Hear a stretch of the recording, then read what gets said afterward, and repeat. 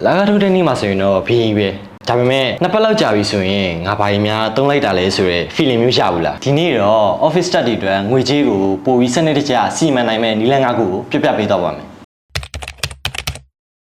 လာကထုတ်တဲ့နေ့မှာဝယ်ချင်တာတွေအကုန်မဝယ်လိုက်ပါနဲ့အထူးသဖြင့် online shopping တွေပေါ့24နိုင်လောက်စောင့်ပြီးမှတကယ်လို့လားစိတ်လှုပ်ရှားပြီးဝယ်ချင်တာလားဆိုတာပြန်သုံးသပ်ကြည့်ပါဒီစီးမင်းတစ်ခုနဲ့တင်မလိုအပ်တဲ့အသုံးစရိတ်တွေအများကြီးလျှော့သွားတတ်ပါတယ်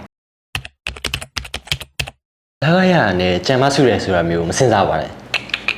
အရင်ဆုံးစုမဲ့ပမာဏကိုဖယ်ထားပြီးတော့ကြံတာကိုသုံးပါ10% ဖြစ်ဖြစ် 20% ပဲဖြစ်ဖြစ်ပါအဓိကကတော့တသမတဲဖြစ်နေဖို့ပါပဲလာကုန်ငန်းဒီဘာလို့ပတ်စံပြောင်းသွားမှမသိတာအသုံးစရိတ်ကိုမှတ်မှတ်ထားလို့ပါအိမ်စီသွားလာစီစားတော့အပြုတ်ပါဒီလိုခွဲမှတ်ထားရင်ဘယ်နေရာမှာအများဆုံးသုံးနေလဲဆိုတာသိလာပါလိမ့်မယ်လာဒိုလာနဲ့အသုံးစရိတ်တွေလည်းလိုက်ပြီးတော့ဒိုလာတက်ပါတယ်တနေ့ coffee တစ်ခွက် food delivery တစ်ခါကတိတိလေးလေးထင်ရပါမယ်တလာပေါင်းရင်လည်းမနေဘူးเนาะကိုမကန့်သက်ပဲ smart span တွေလုပ်ဖို့ပဲလိုအပ်ပါတယ်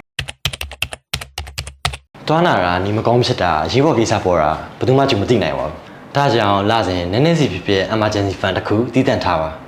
လူရချင်းရောက်မှချင်းငွေရှာတဲ့ stress ကိုလည်းလျော့သွားစေပါတယ် financial freedom ဆိုတာလာတာမြန်မာရတာမဟုတ်ပါဘူး